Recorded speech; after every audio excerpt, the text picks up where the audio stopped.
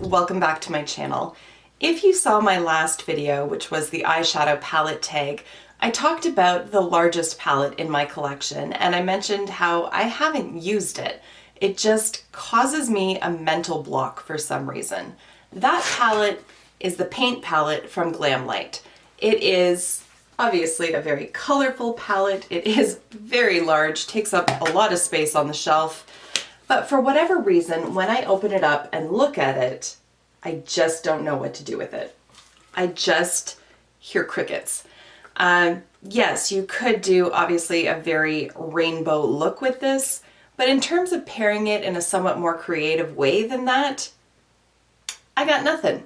So what I thought I would do today is just do a good old classic palette bingo. So if you're not familiar what that is, basically I'm going to assign a number to every pan in this palette, and then I'm going to use a random number generator on my phone. I'm going to pull 4 numbers, whatever the corresponding shades are. I'm going to make a look using those shades. I've done one of these in the past with another Glamlite palette, oddly enough, which suggests to me that going forward with Glamlite purchases, I really need to sit and think about whether it's a palette that I'm actually going to be able to access personally.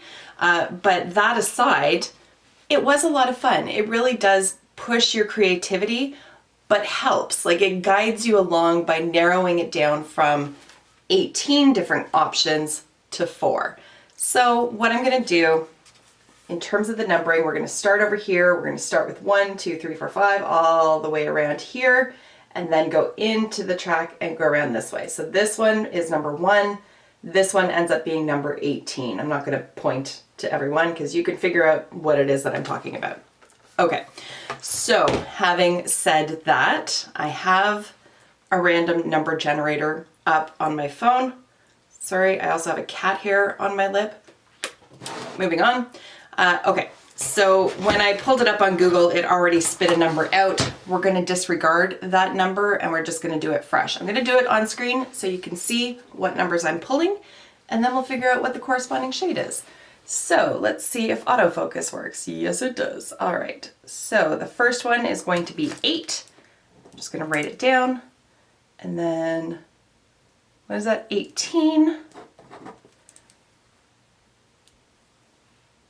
5. Sorry, I'm looking at them backwards in the viewfinder, so you'll have to forgive me. Oh shit, sorry. That was a 9, wasn't it? Ah, crap. Was it a 9 or a 6? I see them backwards. I guess we'll go with 15. Sorry, I didn't mean to double tap it, but there it is. Okay, well, we'll go with 15. I'm probably going to wish that it was 9, but whatever. Okay, so then I'm going to go back in and take a look at what these shades are. So 1, 2, 3, 4, 5, 6, 7, 8 is orange. Gotta write them down because I thought that pregnancy brain was just specific to pregnancy, but it turns out it's just mom brain. It lasts forever. I'm going on 8 years now and I still have it. Okay, 18 is violet. I'm going to show you these shades in just a second. 1, 2, 3, 4, 5. Doesn't matter. Okay. So we're working with, let me get my pen here. We're working with orange, violet over here, which is a shimmer finish, the royal blue over here, and then another shimmery shade here, which is light green. Okay, so not a lot with the blending options. That's super challenging. I think that's my problem with this palette, is that there's nothing that like really works as a transition shade. But for the purposes of this video, I'm not going to pull in transition shades from other palettes. I'm just going to use the 4 shades that I just pulled and we're going to see what happens. So I've got orange, blue, violet, and the light green blue. So the lightest shade out of that is the orange. So I'm going to use that as a transition shade.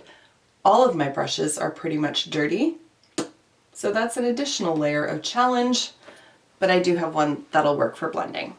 So I'm going to pick up orange. I've already primed my lids. I have the matte the MAC paint pot in soft ochre on. I didn't set it or anything like that, but it's been on for a while. It's not really all that tacky. Obviously I have my face on, but this is just going to be specific to eyeshadow. So let's see what we're working with here.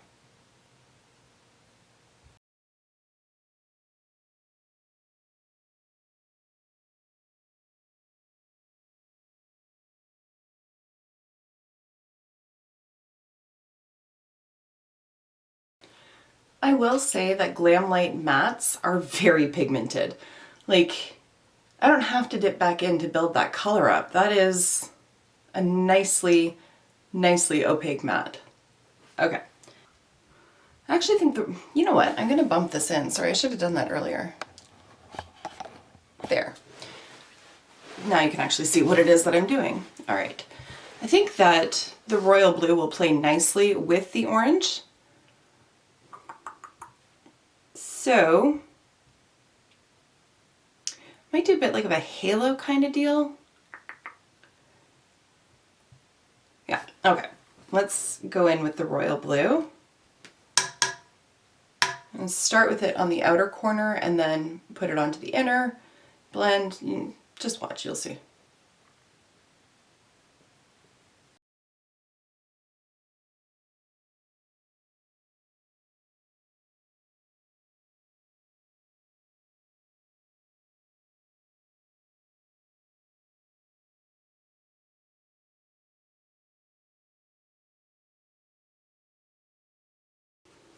Let's switch the brush up, something that's a little bit smaller.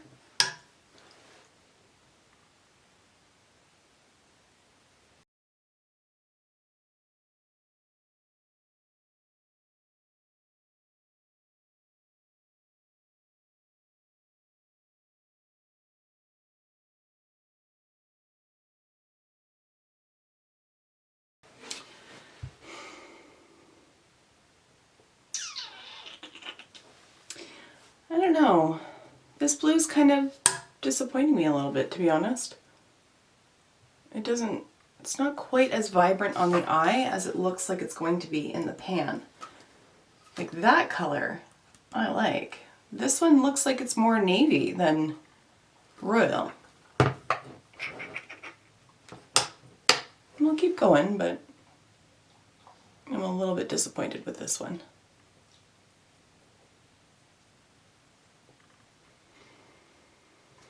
Okay, I'll have to do some more blending in a little bit to get like that line between the blue and the orange a little bit softer, but for now I'm just going to move over to this eye and then I'll pop back in for the next stage. Okay, so to help soften out that line, I'm just going to pick up a little bit more of the orange shade and then just use like a fluffy brush and kind of blend where those two shadows meet.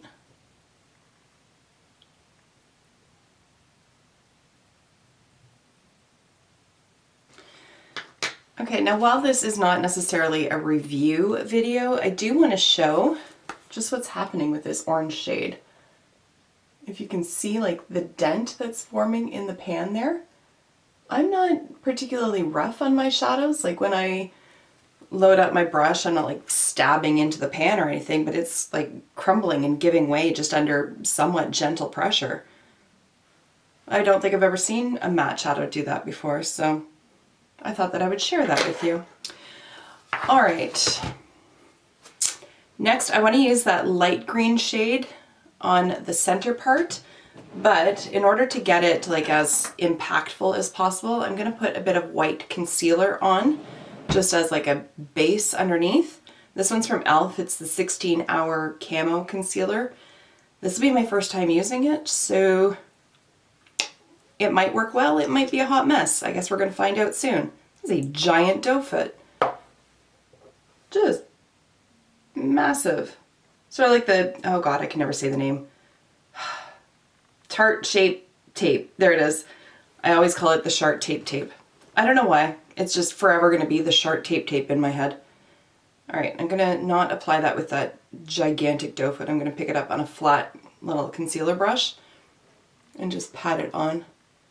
Oh, she's white. She's stark white. Oh my goodness. Okay. Actually, the level of coverage just on this one makes me want to try this in a shade that would actually match me. Like as a concealer. If anybody's tried this one as concealer, please let me know in the comments if it's any good. Because it looks like it would have a ton of coverage.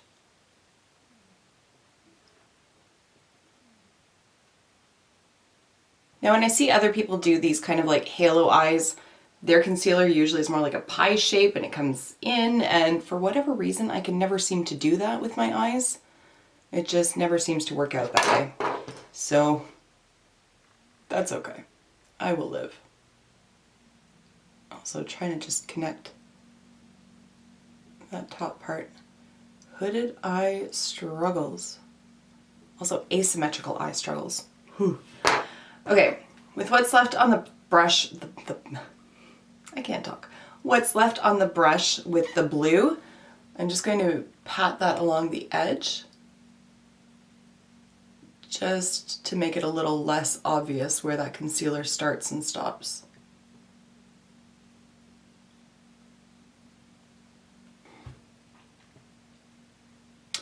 I'm going to go in with that same flat brush to pick up the shimmery shade, but ultimately I'll probably end up going in with my finger. But we'll see how it applies with the brush. If I could hold on to the brush, that would make it a lot better. All right.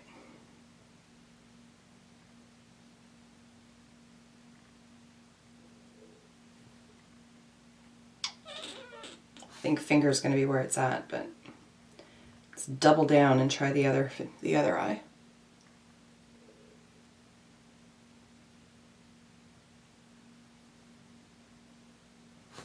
All right, let's see what happens with the finger.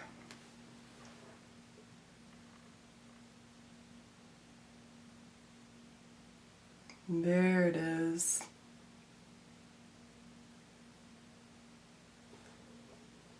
Yeah, that's way better. Way better with the finger. Okay. I'm gonna pick up more of the royal blue and just blend those edges again.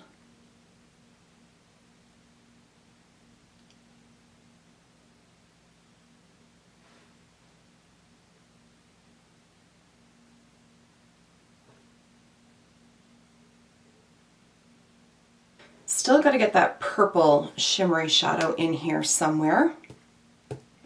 What better place than along the lower lash line? Okay, I'm going to try it with like a really flat liner brush and hope for the best. It is a shimmery shadow, so it could just become very, very messy. We'll see. And of course, like the friggin' risk taker that I'm usually not, I do have my face on first, so here's hoping this isn't going to be glitter fallout city. Here's hoping. Okay, I need this closer to my face. All right.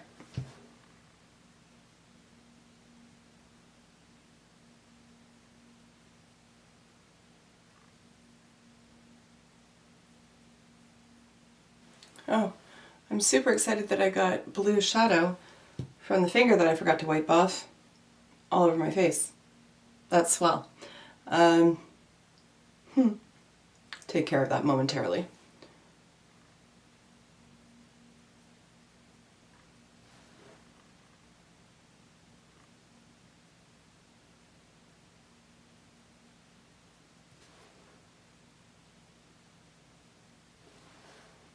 I think to balance it out a little bit, I'm going to blend that purple out with a little bit of orange.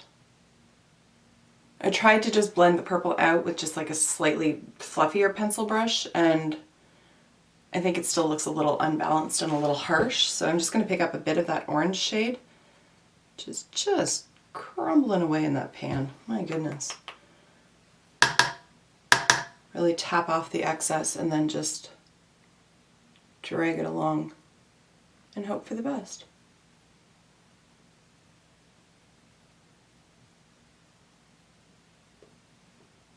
It's not showing up at all. Tap off less excess and see.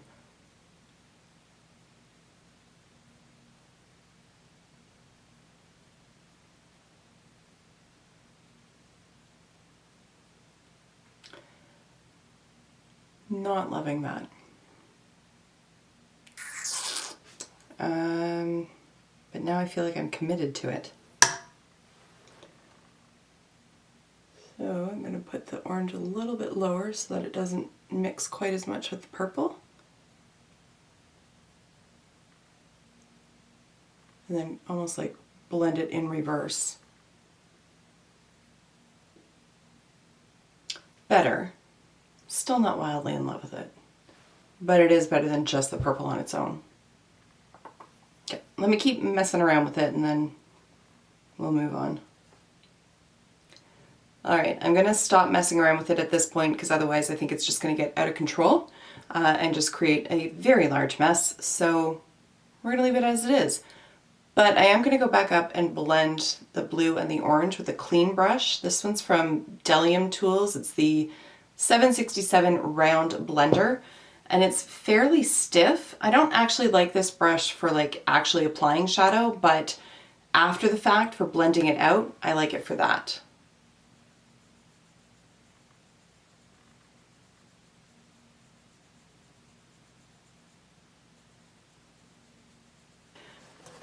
Alright, now I don't want to use any of the shadows that I pulled for an inner corner, so I'm just going to go in and use this white shimmery shade here, just because, yeah, I think the light green is going to be too dark in that inner corner with everything else that's going on, so I think the white's going to help to just brighten that up a little bit.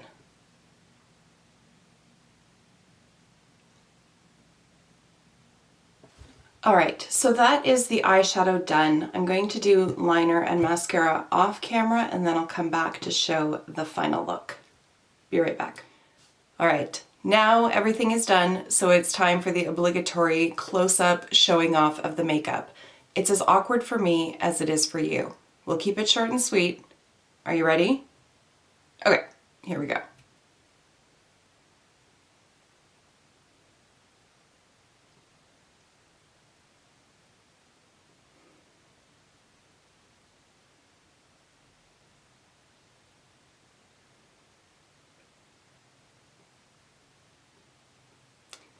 Okay, that's good.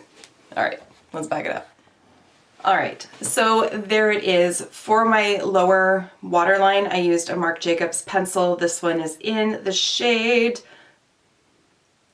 Plumage? Plumage. Plumage. But plum is in brackets. So plumage? I don't know. It's a purple liner. For my lips, I'm using a gloss from Gerard Cosmetics in the shade Salmon. Just wanted something a little peachy and pinky to sort of play off of the orange in the eyeshadow. And here we go. I really do like these palette bingos. I find that it just really helps to make a palette much more user-friendly because you're going, like I said, from 18 shadows down to 4, and that just helps me sort of focus on how I want to pair those. When I'm looking at the palette on a whole, I'm trying to figure out what colors I want to use and then trying to figure out how to pair them and make them work on the eyes. And it just creates an awful lot of opportunity for basically decision exhaustion, if you know what I mean. Like when you have too many options and then you get overwhelmed by it, that happens to me rather frequently, especially with larger and more colorful palettes. And so the palette bingo comes in to save the day. Anyways, that is all I have to say about that. Like I said, this isn't really a review. I've used obviously 4, I guess technically 5 shadows from the palette. The blue kind of disappointed me. The orange is kind of crumbling in the pan. The like shimmery shadows are beautiful and they apply very nicely. Finger, brush, it all works. That purple didn't rain down on my face. So from that perspective, I'm really enjoying the shimmer shadows. The mattes, I'd want to use more of them before I'd really weigh in on this palette, so this is not a review, but I just wanted to play with some color. I certainly wanted to play with this palette because it's been living in my house for absolutely ages with no love shown to it whatsoever, so here we are. And with that, I'm going to wrap this video up. So thank you so much for taking the time to watch, and I will see you in my next one. Until then, just be a decent human being. Okay, bye for now.